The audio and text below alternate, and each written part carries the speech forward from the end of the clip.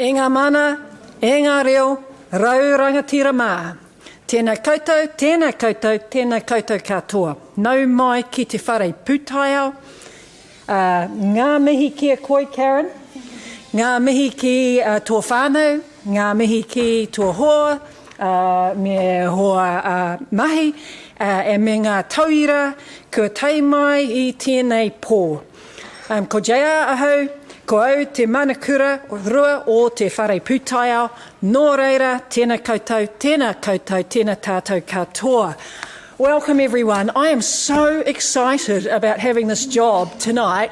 My name is JR, and for those of you, welcome. For those of you that don't know me, I'm currently the Acting Dean in the Faculty of Science, and it's one of the greatest pleasures when you occupy this role or the Deputy Dean role to do the introductions to the inaugural professorial lectures, and this one is special for me, because I also had the opportunity to get to know Karen when I had a little stint as being head of the School of Environment. Karen's going to talk in her inaugural address about many things, and you'll get to hear some of the work she's been up to, I'm sure. So I don't want to steal her thunder.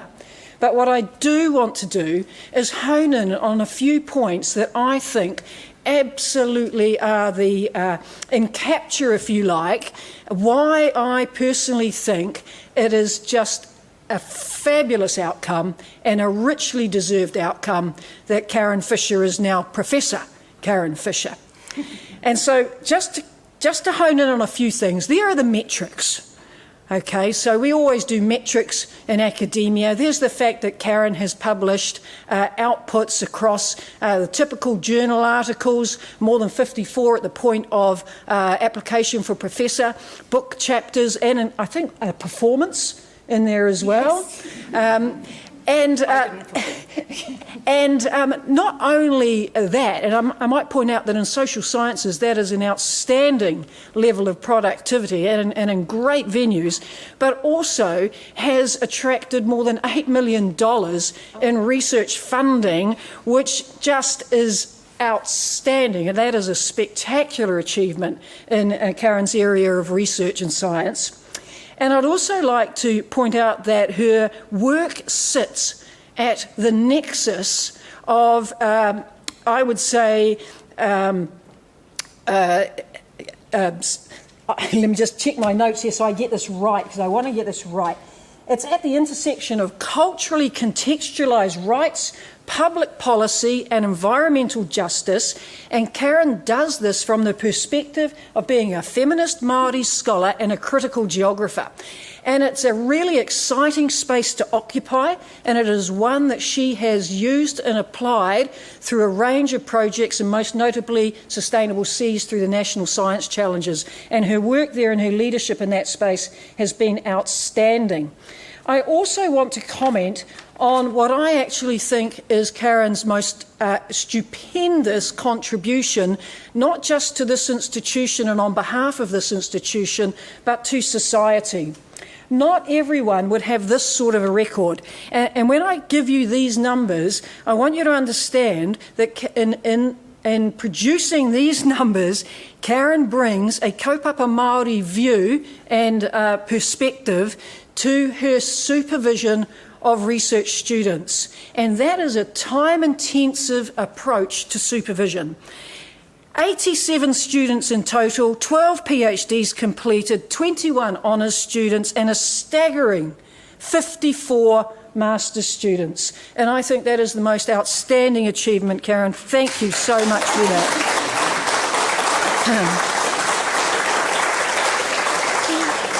And I would say that across teaching in general, Karen has been a stellar leader in education, from the work that she has done within the geography discipline in the School of Environment to the work that she is doing now in collaboration with some amazing educators who are sitting out here in the audience today to develop the pilot for the core course that's going to come into, that is happening at the moment as a pilot, but will roll out across the university, Waipapa Taumatarau, Contemporary Science in Aotearoa, New Zealand.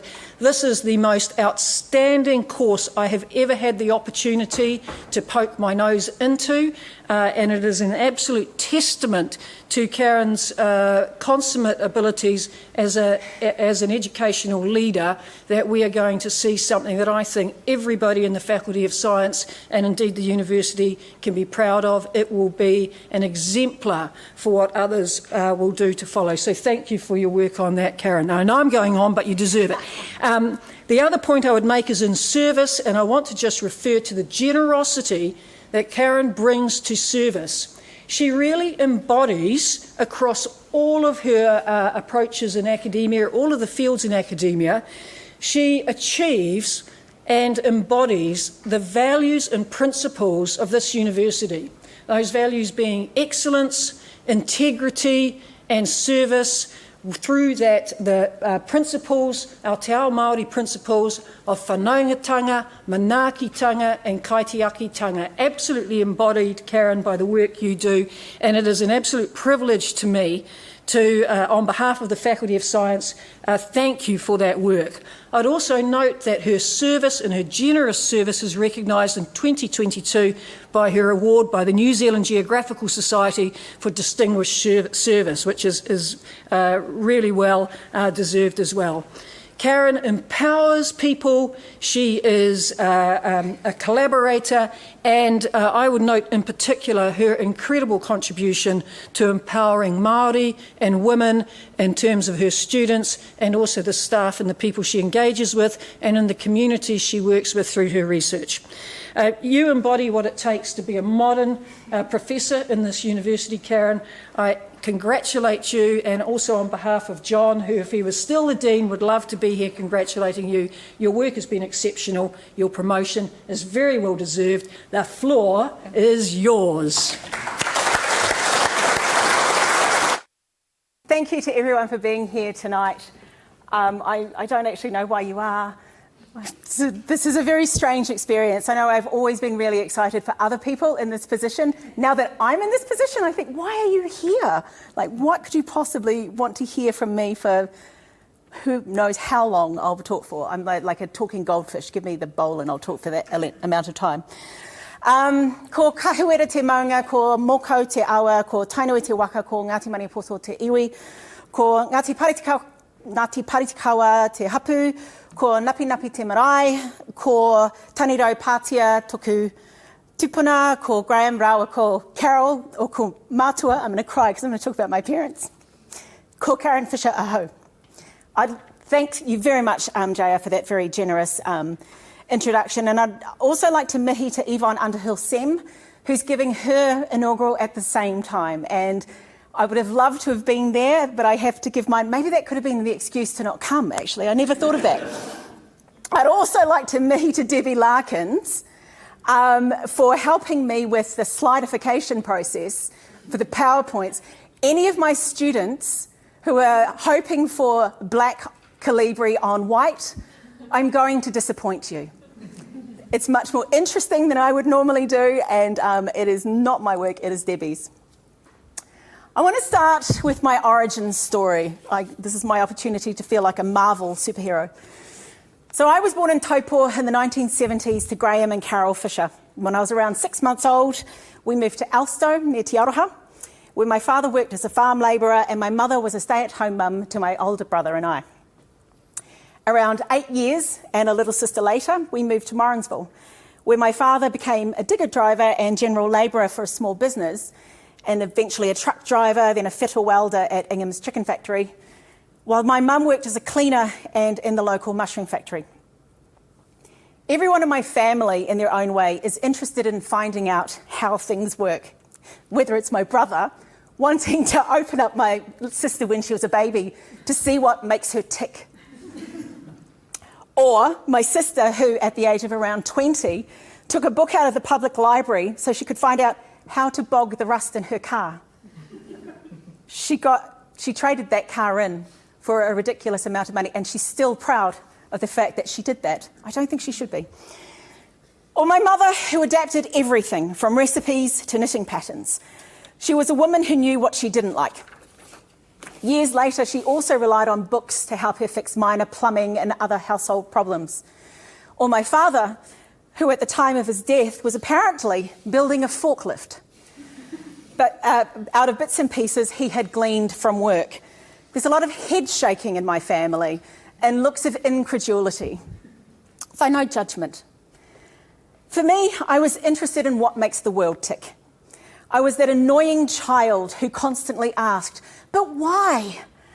Then cheekily argued that because isn't an answer, when my father lost patience with me and tried to brush me off. My poor father. It's worth noting he did not accept that argument. That kind of curiosity is not particularly unique for those in our line of work. Rather, it's the basis of our origin stories and confirms the suspicions that my brother has that I am a nerd.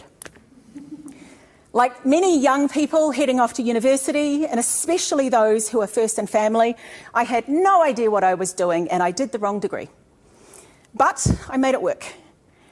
I'd always loved geography at school, especially physical geography. So when I finally enrolled in geography at the University of Waikato in my second year, I was immediately hooked, even though geography at the University of Waikato is exclusively human geography. Nevertheless, geography provided me with a way to make sense of the world and the place of people in it. Place is a fundamental concept in geography.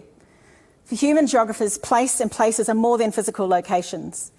Theories about place emphasise place as socially constructed and imbued with meaning through social interaction.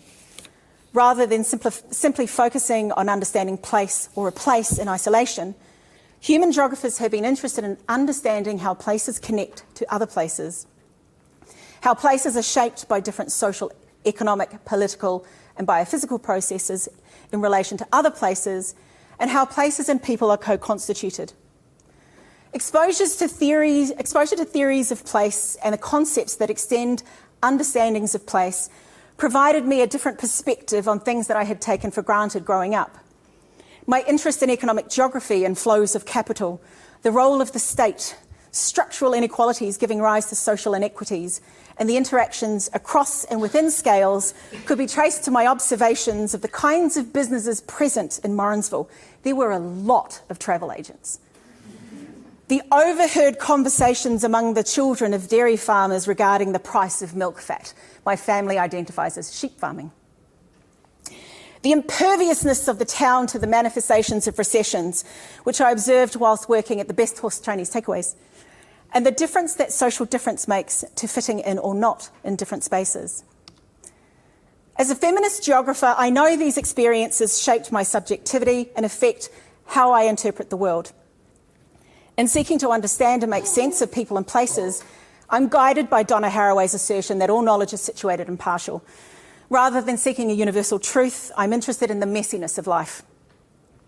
I've grappled with ideas around positionality, identity, difference and subjectivity, and practiced critical reflexivity long before reading Gillian Rose's work.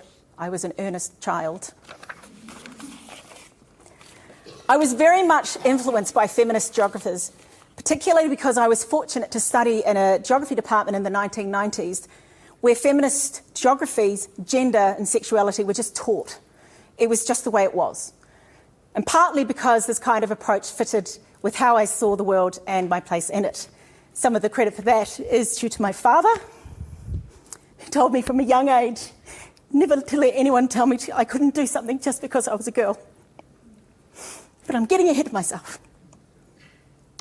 At the end of my bachelor's, I worked for a while at the Matamata Piako District Council in various fixed-term, entry-level, minion, roles in planning, property and engineering.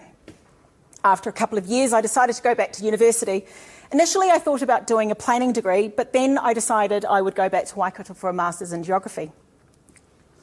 My early research interests were in investigating or related to investigating the role of the private sector in international development at a time when official development assistance and the promise of development were not being realised and neoliberal reforms had taken hold.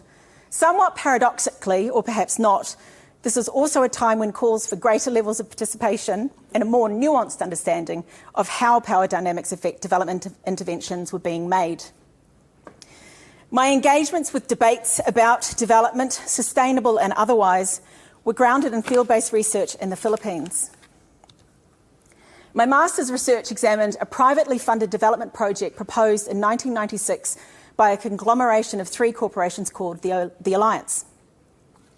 The proposed finance model was a build, operate, transfer, which is when the public sector grants a franchise to a private entity to finance, design, construct and operate a facility for a specified period, after which ownership is transferred back to the state.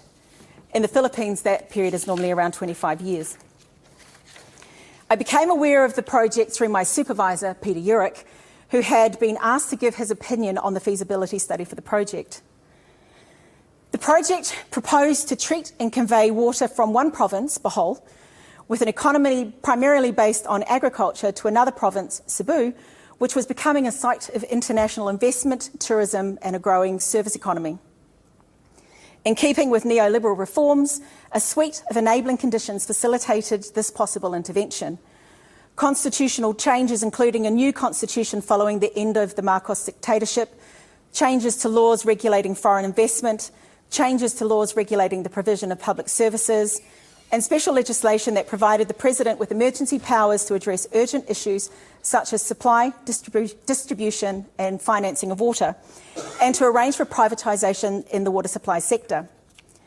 My research focused on investigating consultation undertaken as part of the environmental impact assessment process for the proposed project. I focused particularly on those municipalities within the Wahig-Inabunga watershed. The arrow is my work, not Debbie's, don't blame her. Just to illustrate where the Wahig-Inabunga watershed is in the province of Bohol. In the feasibility study, most of the consultation had been conducted with the beneficiaries of the treated water, including with people in Cebu, with very little consideration given to those who lived within the watershed. An important part of this research involved travelling to the Philippines. Other than a 2-week holiday in Queensland a year earlier, I'd never been overseas before, so the Philippines was a bit of a culture shock. It was ridiculously humid and a sensory overload. And to this day, I am still deeply triggered by roosters, and I continue to question why mosquitoes exist. My supervisor was in the Philippines doing fieldwork of his own, so he met me at the airport in Cebu and we travelled together to Tagbilaran on the Supercat, fast ferry.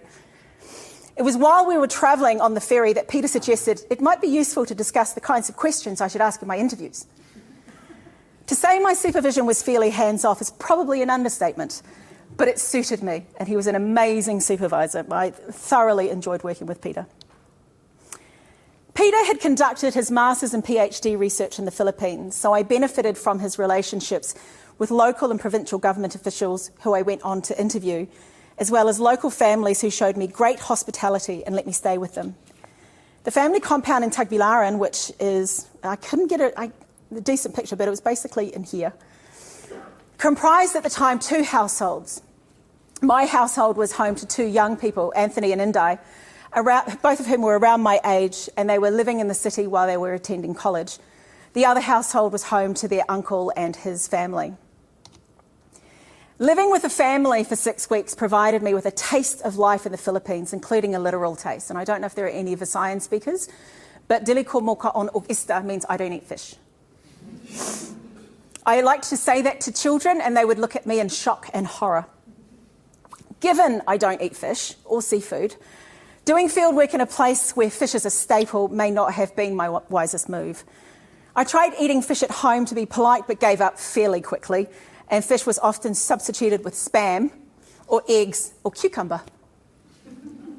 I did enjoy other foods though. Philippine mangoes are the best mangoes in the world, full stop. Banana Q is delicious. How can you improve in a banana, put sugar on it and then barbecue it? Makes sense. Though longans were probably my favourite fruit. Unsurprisingly to those who know me, my favourite food was probably either chicken adobo or lechon manok, which is barbecued chicken, so basically chicken, which is pretty much what it is here. I got to travel to many parts of the province of Bohol, including a municipality in the middle of the province that had been relatively isolated until the 1990s because it had been an MPA stronghold, so the New People's Army, which is the military arm of the Communist Party of the Philippines. I conducted interviews with mayors and others working in municipal governments throughout the Wahig-Inabunga watershed, the governor and vice-governor of the province, others working in the capital, as well as representatives of non-governmental organisations in the church who were opposed to the proposal, and a representative of the project proponent. The Provincial Planning and Development Office gave me a space to work and allowed me to interact with people not otherwise involved in my research, but curious to know who I was and where I was from. At that time, New Zealand was mostly known for Anchor milk. With my supervisor and a bunch of geologists from somewhere in Europe, I travelled to caves that were geologically interesting, apparently, but had also, I was told, provided safe haven for people during the Japanese occupation in World War II. I saw the world-famous Chocolate Hills. Has anyone heard of the world-famous Chocolate Hills? Oh, wow. And I held a tarsier, which upon reflection was probably not a good thing given they are nocturnal creatures and very timid. My travels involved buses, jeepneys, multi-cabs, hubble-hubble, which is when you ride on the back of, you have multiple people on the back of the motorcycles. We only had like the driver and two of us, so not many. Tricycles and ferries when I travelled to Cebu. I was accompanied on these excursions by my brother, Anthony, who I called my bodyguard, and who was referred to by others as my companion or kauban. I attended the street dancing held during the Sandugo Festival, which was actually held in a stadium. Sandugo is the Blood Compact, or first treaty of friendship between the Spaniards and Filipinos, which happened in Bohol in 1565 between Miguel Lopez de Legazpi and Datu Sikatuna. I shared what I knew about Te Tiriti Waitangi in exchange for learning about Sandugo. I attended fiesta, which is basically just eating a lot of food, and learned the hard way to only eat small portions. I sang videoke, badly, but with gusto. In fact, I got worse. I was in the Philippines when Hong Kong was handed back to the Chinese. When Tyson bit Holyfield's ear, the fight was a very big deal in my family. When Andrew Cunanan killed Gianni Versace, Cunanan was of Filipino descent, so it dominated the news. For the beginning of the Southeast Asian forest fires and just prior to the Asian financial crisis. For those weeks in Southeast Asia, I had very little idea about what was happening in New Zealand. It was the olden days and the times before internet, although I did have a Hotmail. I did email some people. My being in place and growing understanding how the place of Bohol came to be provided me with a different perspective of these events than if I had been in New Zealand. Bizarrely, hearing how bizarre, playing on the radio one day in the house felt both familiar yet out of place because of my association of the song with a strong New Zealand-based identity. My time in the Philippines was an adventure. I'd started my fieldwork feeling overwhelmed and out of place, and ended it by bawling with my family and feeling sad to leave. In the months that followed, remembering the various people I had met and the places I had been made the writing up stage easier. I still think fieldwork is the best part of any research. My experience of being in the field was enormously useful for gaining insights into the topic and the context that were otherwise not accessible to me. For example, prior to going to the Philippines, I had read about the Bridge to Nowhere in the municipality of Loboc, which was criticised in the Bohol Chronicle for being a white elephant and a waste of development funding. But it wasn't until I saw it that I fully appreciated what they meant. They had built half of a bridge before it would seem looking up, and realising that there was a 16th century church or cathedral of significance from a cultural and heritage perspective in the path of the bridge. Also, the bridge doesn't go over the river. It gets decorated at different times though, so that's quite nice. My research found that although claiming to be participatory, private development projects tend to exclude or only partially include affected stakeholders in the development process. A key issue to emerge out of my project was that of information dissemination. On many occasions, those most likely to be affected had not been adequately informed about the project and the potential impacts. The eventual sources of information often prove to be representatives of civil society, either NGOs or the church, and in many instances, the media. The project proponents' method of disseminating information was primarily to target the municipal or government level with technical information, thus disenfranchising the grassroots. The question of whose responsibility it is to disseminate information and promote and encourage participation was a contentious point. In addition to the bits that you put in your thesis, I learned that research and researchers aren't always or ever seen as innocent or neutral or even wanted. I learnt that on-the-ground realities are far messier than what is theorised, and the rigid boundaries between the state, market and civil society don't always bear up as might be expected. I learned the limits of critical reflexivity and that you can't really know if what interview participants are telling you is what they actually think. And I learned about intersectionality, positionality and subjectivity, though not yet in those terms, and how they shape research interactions. These lessons are invaluable for a PhD, for doing a PhD. Upon completing my master's, I had no interest at all in doing a PhD. While the research experience had been amazing, personal tragedy and other challenges left me unsure about what to do. So I enrolled in a diploma in economics, as you do. We don't need to talk about that, other than to say I eventually applied for and was awarded a summer scholarship to work with Professor Cathy Gibson, an economic geographer at the Australian National University. A few weeks into my summer scholarship, I decided to stay in Canberra because why not? I worked for research groups in the Research School of Pacific and Asian Studies for a couple of years before utter frustration and mental boredom led me to apply to do a PhD at the ANU. I was surrounded by PhD students and amazing researchers, and I wanted to do that too. I ended up doing my PhD in a school very similar to the School of Environment, the School of Resources, Environment and Society, which is now known as the Fenner School of Environment and Society. My primary supervisor was Richard Baker, a geographer with experience working with Indigenous communities in Australia. And my co-supervisors were Andrew Walker, an anthropologist with experience working in Thailand, and Ian White, who seemed to have expertise in lots of things, though I thought of him as a hydrologist. I don't know if he is. He had worked in Kiribati and was one of those profs who was involved with a lot of different PhD students' projects. My office mates were honours and PhD students working mostly in the fields of soil science and forestry. I learned words like regolith and saprolite and soil microbial biomass. I took the opportunity to explore places in Australia with friends and peers doing PhDs that most people don't get to explore, like Bevendale, or Wombat, or Burrawa, or Broken Hill, though people do go to Broken Hill, and to dig holes and label bags of dirt. I spent time in the lab, mostly to talk to my friend Vanessa, but I was still in the lab. And you'll see I'm helping Vanessa as she prepares her site by taking photos. We also played a lot of boggle. For my own research, I returned to the Philippines and continued to explore my interests related to the role of the private sector in the provision of public goods and changes in governance arrangements that enabled this.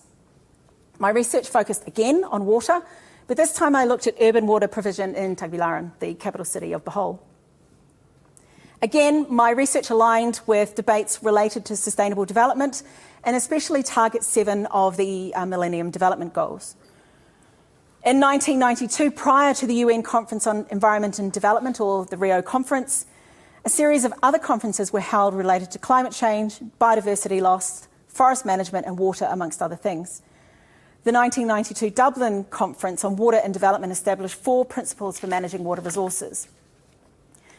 The imperative provided by the Millennium Development Goals and the role of these principles, especially Principle 4, dominated research focused on urban water provision and who ought to have responsibility. The continued dominance of neoliberal logics in the late 90s and early 2000s meant the private sector was lauded by many as providing the solution to the failures of the public sector. Different models of privatisation, from service contracts through to divestiture, and the benefits of each were reported and debated. Those in favour of private sector involvement pointed to corruption, lack of investment, ageing infrastructure, water losses, poor cost recovery, and other economic efficiencies at the hands of the public sector, whereas those opposed pointed to the perverse social outcomes that could arise when a public good, such as potable water, is delivered by a profit-motivated private utility. For example, inequities in terms of access, service coverage, price increases, disconnections, and corruption. Notably, corruption was seen as a risk for both private and public utilities. My research addressed questions related to how development and water governance were understood and enacted across different scales. For my fieldwork, I once again was based in Tugby-Larrin, and this time my fieldwork was divided into two 6-ish month blocks of time across 2003 and 2004. By this stage, New Zealand was known for the Lord of the Rings. Tugby-Larrin at that time was a fairly small city of around 90,000 people and around 15,500 households. Despite being a fairly small city, the city was serviced by two separate water utilities, one operated and owned by the city government, the Tugby-Larrin City Waterworks System, and one by the provincial government, the Provincial Waterworks System. However, in December 2000, the provincial government entered into a public-private joint venture agreement that culminated in Whole Water Utilities, who assumed operation for the waterworks system in December 2000. The provincial government retained a 30% equity share, while Salcon Philippines, the private company, held a 70% share. This was not the first private water utility to operate in the Philippines, but it was different to other models. At the time of my research, Metro Manila was served by Metropolitan Manila Waterworks and Sewerage System through its two private concessionaires, Manila Water Company and Maynilad Water Services. Some smaller scale private vendors also supplied water in parts of Manila. For the first 6 months, I lived with the same family I'd lived with for my master's. This time there were 4 households in the compound, and I lived again with the younger family members, while their aunts and uncle headed the other households in the compound. I bonded with many of the children in the compound, at least partly because I could practice my Visayan with them. I would guess that my language skills were that of around a 4-year-old. I could have very basic conversations. After around 3 months, I infiltrated a small group of volunteers living and working in Tugby-Larrin. So 5 Australians were there as Australian Youth Ambassadors for Development, and 1 British person was there as part of the volunteer services overseas. It was really nice to speak quickly again and to fall back into using Australian vernacular. For the second block of fieldwork, I lived with the Australians in a house we called the Palace. But it wasn't really that palatial. But it did have flush toilets. And there were showers with reasonable water pressure, though it was still cold water. And it had high ceilings. I'd hit my head on the ceiling a few times in the previous house, so I appreciated this. For the research, I conducted 364 household surveys in total across Tugby-Larrin and a neighbouring municipality, and collected data on consumption, uses of water, water sources, amount paid per month, affordability, and opinions and experience related to water services they were receiving. I characterised data according to water utility and analysed these data according to income level and land use, population density and landscape, as well as income. These categories reflected categories adopted by the Provincial Planning and Development Office and the Tugby-Larrin City Planning and Development Office.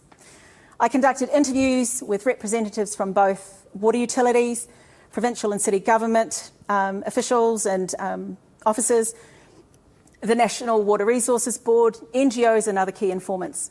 I read Republic Acts, presidential proclamations, executive orders, codes, policies, regulations and implementation guidelines to piece together the complex web of laws and policies regulating water supply.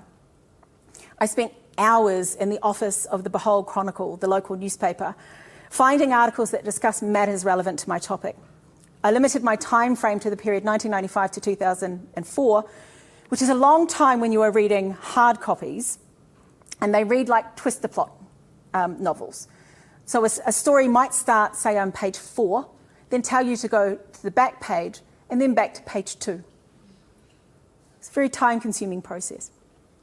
I read technical reports prepared as part of development projects, though I never managed to track down the fabled ADAB report that was frequently mentioned, but no one ever seemed to have a copy, and in fact no one had ever seen it. But everyone referred to it. I also took lots of photos of water meter stub outs. This was my favourite. I had people on the lookout for me for water meter stub outs, which is just where water meters are. I became obsessed with them. I also took photos of reservoirs, pumping stations, wells and other sources households relied upon to meet their water needs. I theorised hybrid governance arrangements wherein public-private engagement with water provision and interjurisdictional water sharing have emerged as a consequence of global discourses and local practices manifesting in place. I demonstrated how households' experience of water supply in the physical environment influenced decisions about household allocation and perceptions about human-environment interactions and water security. I also demonstrated how household understandings of water governance are divorced from formal conceptions of water governance. I identified risks with an overemphasis on network expansion without due consideration of water resource management and how this may lead to greater levels of consumption. I also found that, in this case, privatisation had worked. Although people's expectations and levels of the service and perceptions of the relationship between water utilities and consumers differed between those served by Whole Water and those served by Tuggeranong City Water. From this project, I became interested in novel governance arrangements for water and, in particular, the interactions between formal and informal institutions and between statutory and non-statutory processes and practices. After finishing the PhD, I worked at ANU for a few months as an RA, and then in January 2008, I moved to the University of Auckland after a semester teaching into geography, tourism and environmental planning at the University of Waikato. Those first few years were a blur. They are a blur. Of new lectures and learning to supervise on the fly and trying desperately to build my research program.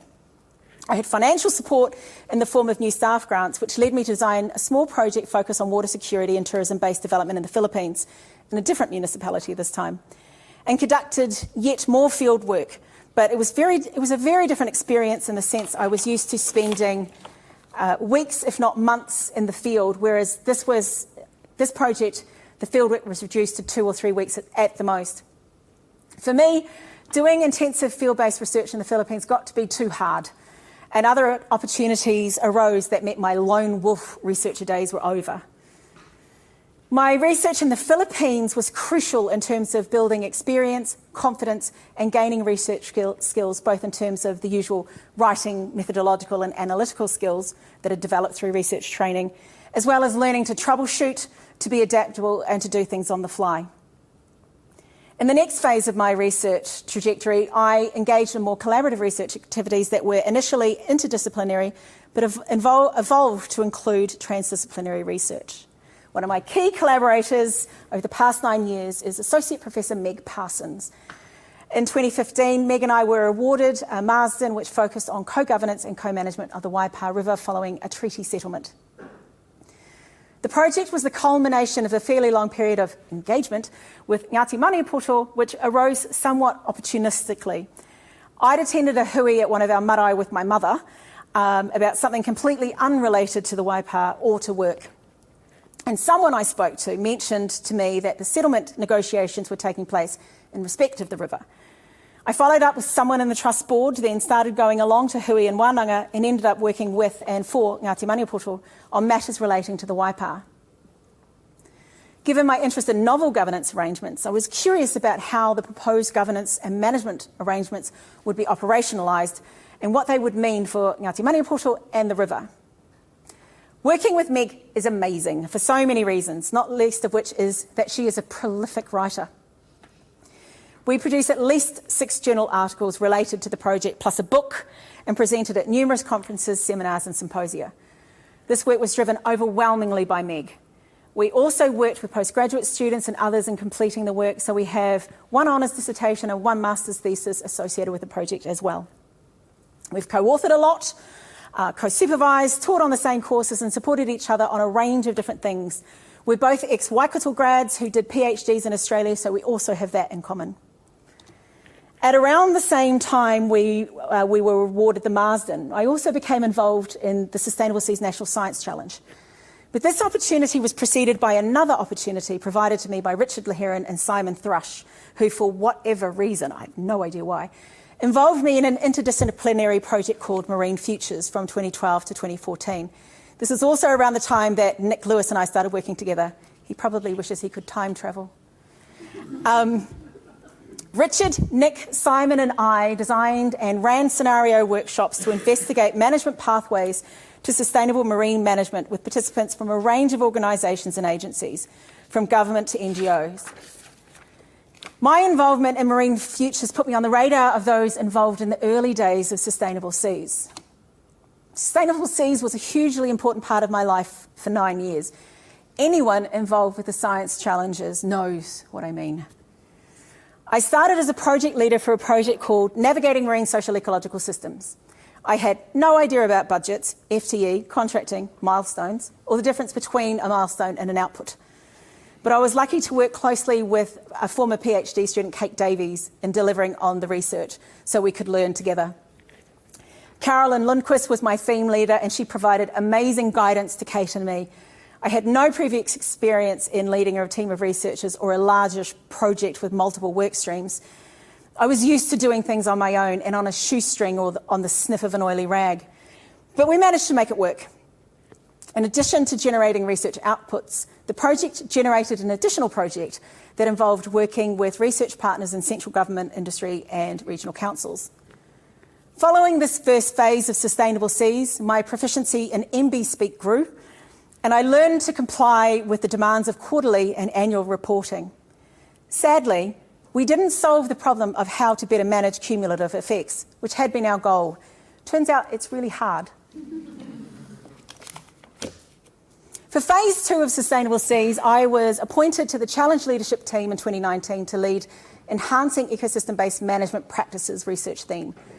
As a member of the CLT, we were responsible for the challenges, strategic direction, science quality, activities and management. The projects in the Enhancing EBM theme focused on law, policy and governance arrangements to support and enhance the implementation of EBM. Projects in these themes considered the relationship between Te Tiriti o Waitangi, tikanga Māori and the marine environment, policy and legislation for ecosystem-based management, scale and ecosystem-based management and ecosystem-based management in kaitiakitanga. In addition to being the theme leader, I was a researcher on 3 of these projects to varying degrees. The theme represented a consolidation of my interest in exploring institutional arrangements to regulate access to and use of resources that goes back to my master's research and which continued through my PhD research and the Marsden project. The key difference with Sustainable Seas research was the inter and transdisciplinary nature of the projects. I'd worked with marine ecologists, and I just basically call anyone who does science in the marine environment a marine ecologist. But this provided an opportunity to also work with planning researchers, legal scholars, economists and people who worked in the real world beyond academia. The learning involved in working with researchers with such diverse backgrounds was immense and provided me with invaluable insights into the challenges of translating science into policy, the weaknesses and strengths of legal frameworks to achieve social and ecological outcomes, and the potential for transformative change through collaborative non-statutory plans and arrangements. At times it was also fun. One of the frustrations that I've had as a researcher interested in governance is how can you affect change? It is easy to critique, but it is far more difficult to take action. Sustainable Seas provided a pathway to potentially bring about changes in how the marine environment is managed. The academic work completed across the challenge provides a strong evidence base for resource managers, whomever they might be, to take action. The outputs arising from the Enhancing EBM theme identified high-level actions to enact transformative change, as well as more targeted interventions to modify processes and practices at smaller scales. I was very excited to co-lead 2 applied policy projects that involved working with regional councils to consider how to embed EBM principles into their planning and policy processes. These projects were sometimes described as not being research projects, and to date I haven't published academic outputs from them. But the things I learned by working with people in regional councils inform how I approach other research projects, including PhD projects I supervise, and also how and what I teach. Research activities in the final 2 years of Sustainable Seas emphasise synthesis and research impact. So the kinds of outputs we produced were directed to end users to support them in utilising the research in their own practices. These activities were intensive in the sense of needing to take the time to work with those likely to use the products so they were relevant to them, and required different kinds of writing. Namely, I had to write things in plain English with short sentences and no jargon. And the comms team turned my uninspired Word documents into guidance documents and briefs that were far more visually appealing than anything I can do.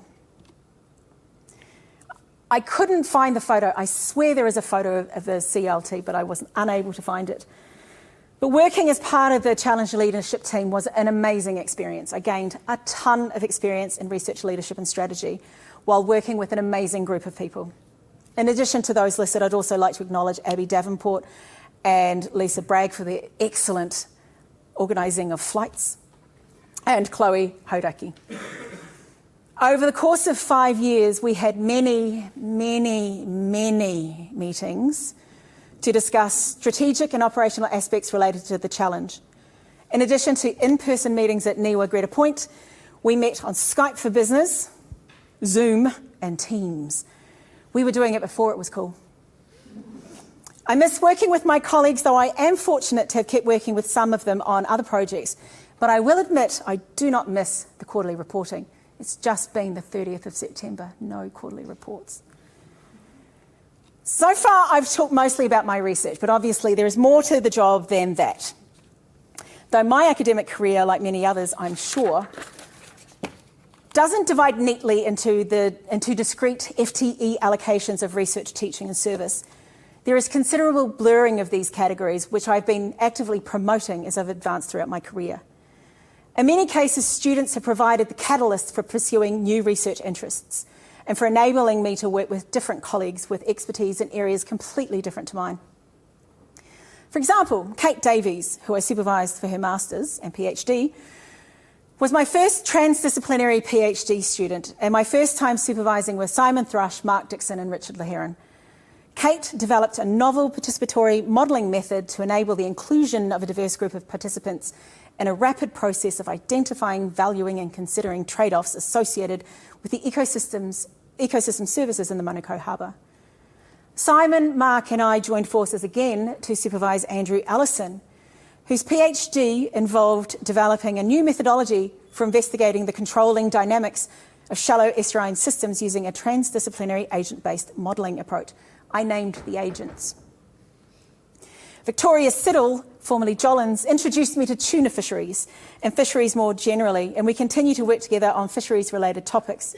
And she also contributes to my postgrad course, most recently by delivering a lecture on gender and resource management. Victoria took the course herself in 2009, and Kate took the course in 2008. And Andrew took the course in later, 2000 and something else. And I got to feel a bit artsy as one of Gabby O'Connor's supervisors for her creative practice PhD that she pursued as part of the Sustainable Seas Navigating Social-Ecological Systems project. In other cases, student projects have allowed me to live vicariously through them and to indulge in my development studies interests as they researched a range of topics in the Philippines, Thailand, Myanmar, Laos, Tuvalu, Chile, Indonesia, Samoa, Mongolia and many other places. In yet other cases, students' work aligned neatly with current projects, such as those focused on, for example, urban water supply, freshwater governance and management, and marine management. I've had a few more completions since then, JR. So I've supervised a total of 93 postgraduate students to completion across honours, masters and PhD. One of my current students is supervisee number 100, but I don't know which one. I have a spreadsheet. The spreadsheet will decide. I'm not sure, but I reckon I could come close to naming them, though it might take me a little while, and I'm not going to do it now. I tend to forget the students I'm currently supervising, not the ones I have supervised. The breadth of topics is enormous, which is exciting, though sometimes it can be a little tricky trying to keep up to date on the very diverse areas that my students are investigating. One thing that delights me is seeing where my former students end up, and especially when they end up working together, as happened with a cohort at Niwa until recently. I've also worked with summer scholars and a bunch of research assistants on a range of different topics. I'm delighted to be in a position to support young researchers and learning more about the practice of research and helping them to attend conferences and to broaden their experiences beyond the confines of the thesis. I've benefited from the generosity of others, so feel fortunate to be able to pay it forward. Something that has brought me immense pleasure is helping to build a community among geography researchers across New Zealand. In 2013, I founded the Women and Gender Geography Research Network with the very convenient acronym of WGRN. With encouragement from Nick Lewis and support from Linda Johnston and Robin Longhurst and others in the School of Environment and the New Zealand Geographical Society, such as Anne Pomeroy and John Overton. The focus of the group was networked collaboration and support to further equity outcomes and intersectional justice with a focus on gender. Between 2013 and 2018, we had regular online meetings as well as in-person symposiums. We organised conference sessions in New Zealand and Australia and prepared a special issue of the New Zealand Geographer. An Auckland-based offshoot of this network is the Puawai Writing Collective, who takes its commitment to slow scholarship very seriously. WGRN was connected to ESOC-SCI, or the Engaged Social Science Network, and when funding for that concluded, it was difficult to maintain momentum. That said, WGRN was reimagined and reformed as Gaga in 2020, which is Gender and Geography's Aotearoa. Thanks in large part, again, to Linda Johnston. So Linda and I currently co-convene Gaga, and we continue to meet regularly. Auckland is hosting next week. And we are planning to get together at the upcoming New Zealand Geographical Society conference in November, where Gaga members are also convening a session. Despite working in seemingly diverse locations, there are few obvious similarities between Tagbilaran and Otahanga. I've been interested in trying to find and to understand similarities across difference. The theoretical frameworks I draw upon, which are many and varied to be fair, have departed from economic development theory, post-development theory and political ecology, but traces of these theories still inflect my thinking and how I come to understand new problems and ideas.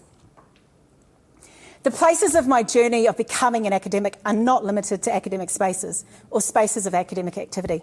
And the people who have mentored and supported me are not just academic mentors. There are so many people I could acknowledge and thank, and my usual approach is to not thank anyone, so that way I'm being fair. I could have easily have spent the last 40 minutes just talking about all the amazing people I've encountered over the years. In addition to those named in various acknowledgement sections of theses and articles, there are a few others I would like to acknowledge, and yeah, I will miss people. In addition to the ones already named, I would add Robin Cairns, who is the head of School of Environment and has always been incredibly generous and supportive, along with previous heads, JR, Paul Kench and Glenn McGregor. I work with wonderful colleagues in the School of Environment.